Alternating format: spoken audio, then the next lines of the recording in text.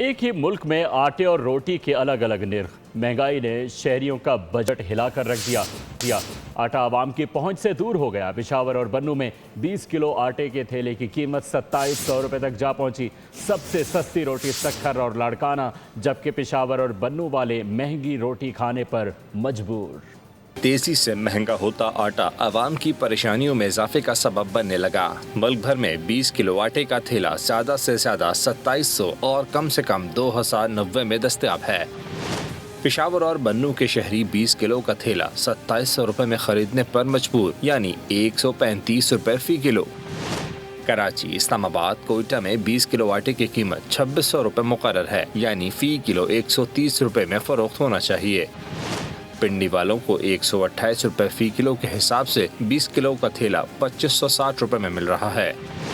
حیدرآباد میں 2500 روپے کا 20 کلو آٹا 125 روپے فی کلو میں فروخت ہو رہا ہے۔ لاڑکانہ اور سکھر والے 120 روپے فی کلو کے حساب سے 20 کلو کا تھیلا 2400 روپے میں خرید رہے ہیں۔